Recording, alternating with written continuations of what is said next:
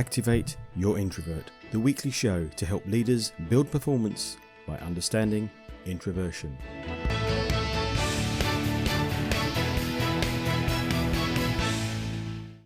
In this week's show, Introvert Myth of the Week. Introverts don't make good leaders. Leadership Tip of the Week. Chaos isn't that bad. Really? When ego gets in the way of being a leader. And a discussion with Lisa Seagroat. Lisa is the MD at HR Fit for Purpose. She's also an HR award winner at Enterprise Nation and an HR lecturer. Just before speaking to Lisa, this is the second episode of Series 2 of Activate Your Introvert, and I need your help. There's two things I would love you to do for me. Number one, give me a question. What do you want to know about introversion, leadership and performance? Every week I will answer one question and invite the owner of the question onto the show. To ask your question, go to activateyourintrovert.co.uk where there's a box near the top of the page. You can choose if you want to ask it live or not. Number two, if you're enjoying understanding more about introversion and leadership from the show, I want your help so others can benefit too. You can help me by pausing this recording, going to your iTunes and giving this show a review. Hopefully 5 stars. Our algorithmic world means more people will then see the show and listen to it, especially if you do it this week. I'm offering a copy of my book, Running Meetings That Make Things Happen, to one of the reviews each day of the week. So it's a great chance to do it now. Thank you. Have you been following the kiss and tell antics from our Prime Minister's ex-advisor? It's been hard not to see the media talking about Dominic Barnard-Cussell-Cummings. Before you think about asking, no, I don't believe everything he says, but nor do I disbelieve it all either. One part caught my eye, as it reminded me of a manager I used to work for.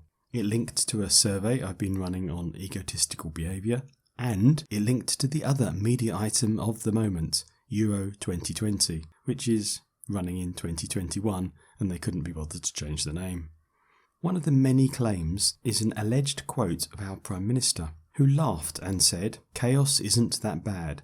Chaos means that everyone has to look to me to see who's in charge." That struck me as, 1, a bad example of how to run anything, and 2, a good example of needing to be in the centre of attention, which is where the link to some footballers' behaviour comes, in case you wondered.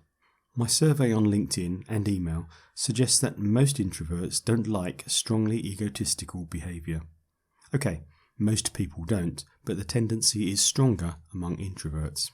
Egotistical behaviour is when somebody is full of herself, completely self-absorbed, probably has an inflated view of her self-importance. That's not the same as being extroverted, and you can have an egotistical introvert, by the way. Egotistical introverts are probably quiet and smug, always trying to prove how smart they are, and not accepting blame, errors or misfortunes. Where am I going with this? If you're thinking about engaging the introverts in your team, expecting them to love you by constantly regaling them with tales of your amazingness probably won't do it.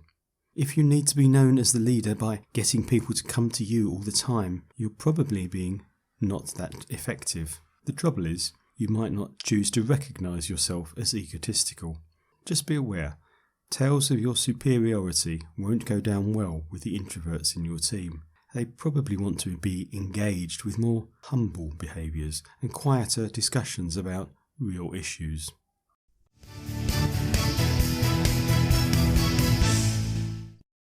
What would you like to know about introversion in business? I loved this week's listener question, partly because of the question, but mainly because of who asked it. I suspect, however, it may have been a made-up name from somebody with an appreciation of Radio 4's "I'm sorry, I haven't a clue." Because a Mrs. Trellis of North Wales would like to know, are introverts antisocial? Well, Mrs. Trellis, the answer is no. I don't know anybody who is antisocial because they're introverted. I know many introverts who don't enjoy the hustle and bustle of loud, gregarious banter and conversations at events. A defining point of introversion is feeling de-energized, being in company, and recharging on your own. Clearing out the house this week, I found my old Nokia 3310, an old mobile phone. I'd charge it up as it sat quietly in the desk, and then when I spent time talking on it, the battery would fizzle out at a random speed. And that's quite similar to the way an introvert's energy can just fizzle out at times when in company. If lockdown proved anything, it showed that introverts enjoy being in company and miss not being in company. And okay, they want that company at different times and maybe in different ways to extroverts. But that's not antisocial. Antisocial people consistently avoid the company of others. What question would you like answered on the show? Mrs. Trellis may have been too busy to appear on the show herself, but you'd be welcome if you want. Whether you want to be on the show or not, go to activateyourintrovert.co.uk, where there's a box for you to ask your question. You could also join the Facebook group Activate Your Introvert to discuss the answers.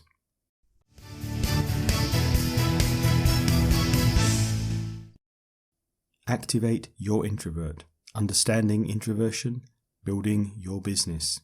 Available on your favourite podcast provider and at activateyourintrovert.co.uk. Now it's time for this week's interview with Lisa.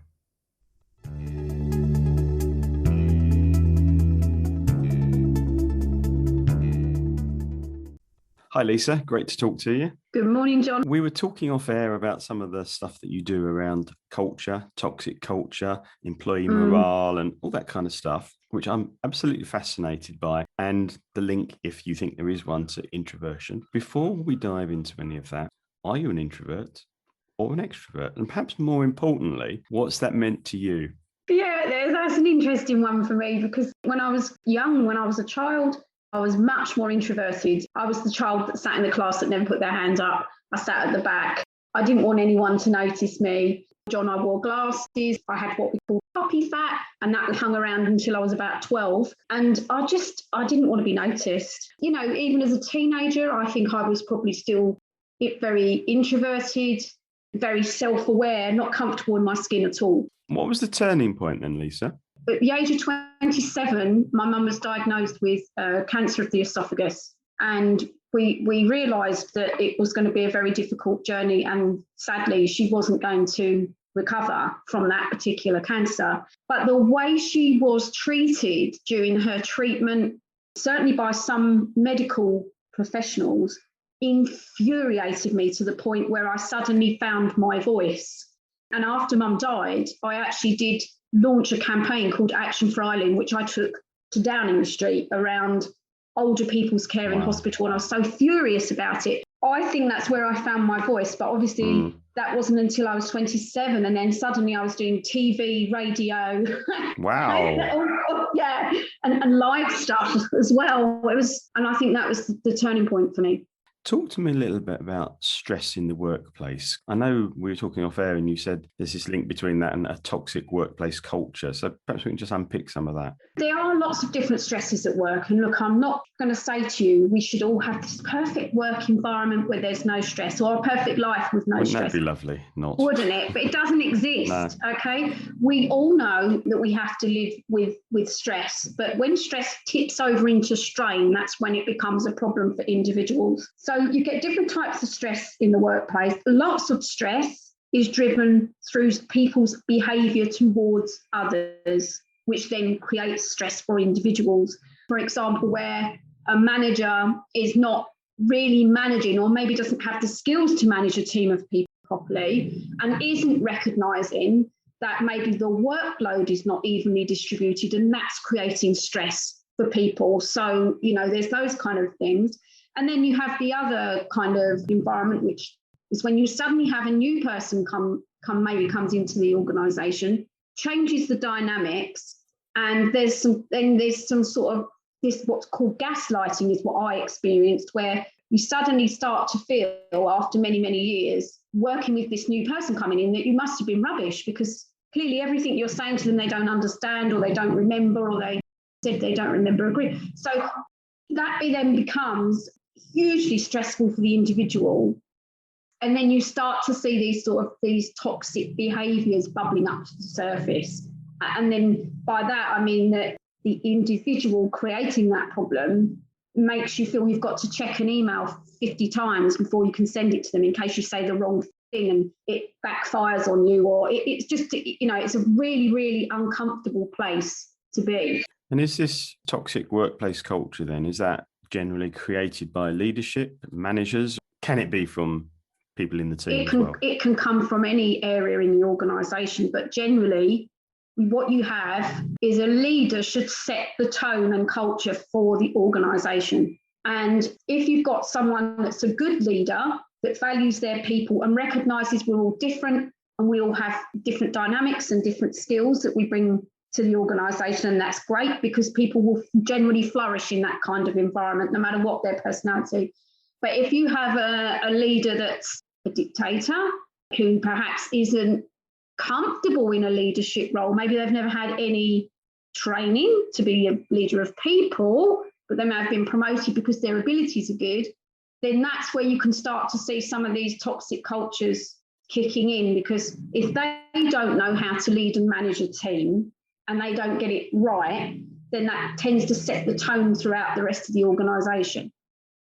That's quite interesting then, because that's almost suggesting that it's partly generated by their own insecurities. Yeah, absolutely. And I'm not going to bash people and say it's their fault they're not a good leader.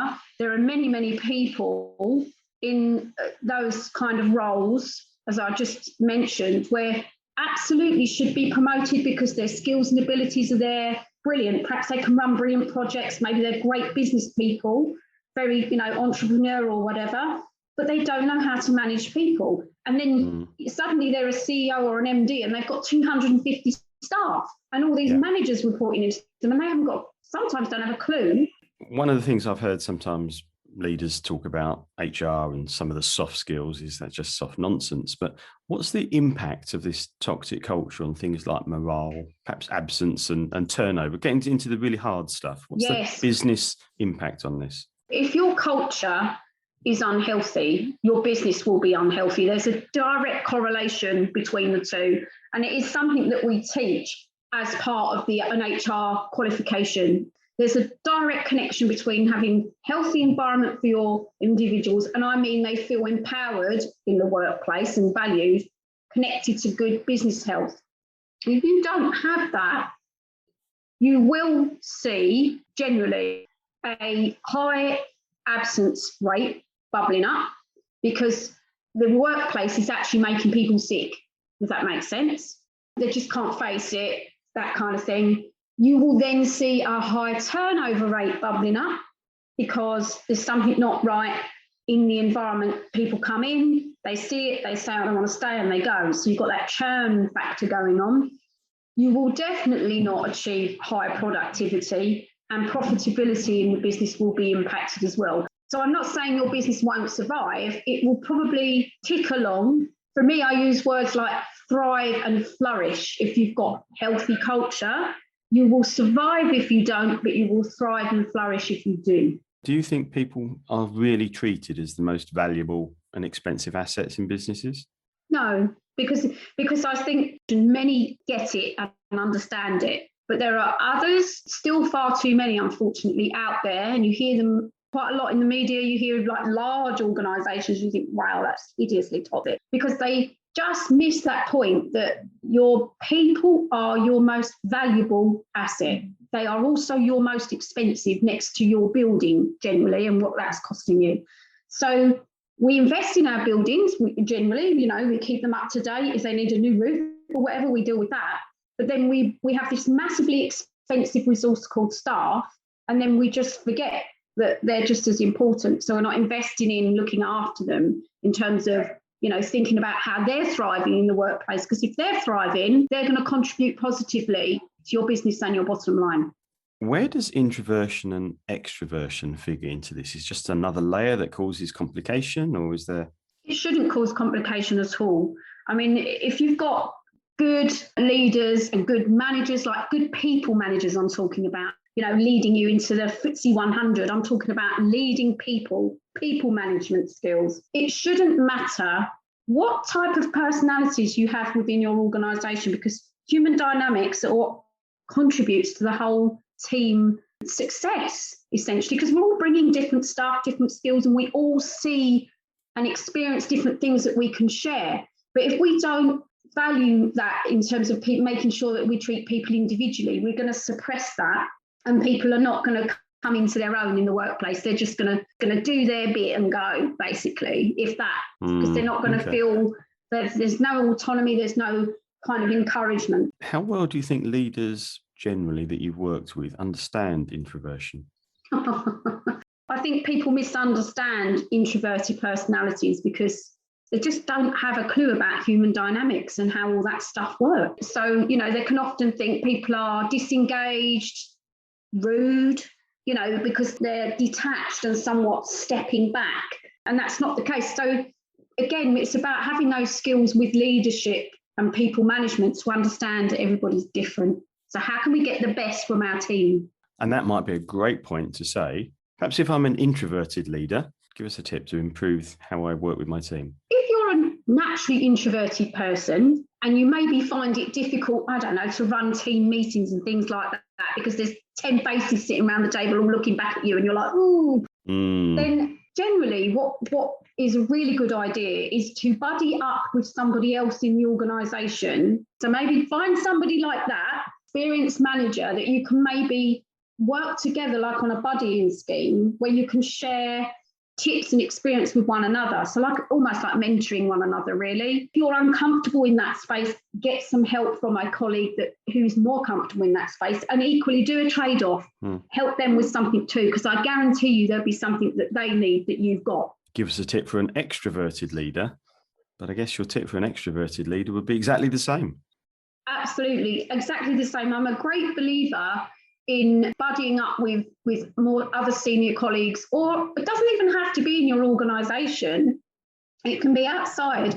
That's often the thing with leadership. People lack confidence and they don't feel comfortable when they lack confidence. So if we give them some training and mentoring and skills, they're likely to feel much more happier. Lisa, it's been really great for you to share your experience. I really appreciate it. How do you help organisations? Moved into more of a role where, yes, we do all the HR stuff and my team help with all of that. But for me, it's more about working with leaders to help them feel more comfortable in their leadership space in that role. Because it's not it's not their natural place generally. And if I was a leader listening to this show and wanted to get back in touch with you, what's the best way I can do that? Best way is through my website, which is hrfitforpurpose.co.uk. And of course, I'm also on LinkedIn. Fantastic. Thank you, Lisa. It's been really good to talk. Thank you so much, John, for inviting me today. It's been lovely chatting with you too.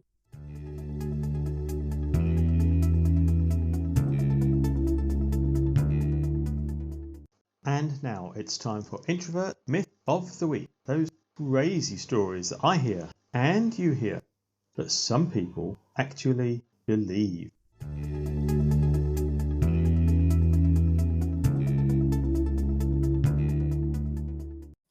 Introverts are not good leaders. Sometimes it's a limiting belief held by an introvert, and often a belief held by a manager about some of her staff. Either way, it's not true, and appears to suggest that leaders need to be loud, gregarious, and always seen. A great leader may have to meet the press or shareholders and chat off the cuff, and introverts might prepare more for that.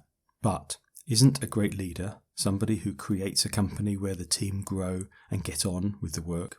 Isn't a great leader somebody who has a great vision and drives towards it? Isn't a great leader somebody who shares her great vision while inspiring her staff to drive towards it? There's an argument in there that an introvert makes a better leader because helping the staff to grow can involve letting them take the limelight, which is something many extroverts wouldn't readily do. So no, introverts can be great leaders. The great thing for you as an introvert is that as a leader, it's not about you. It's about your team, your customers, your vision, helping them, serving them, making them grow. I'm John Baker. Thank you for listening. I hope you found it useful. There's a new episode every Thursday at activateyourintrovertwith introversion.co.uk and your favourite podcast provider. Till then, go be introversial, activating your introverts, building your business.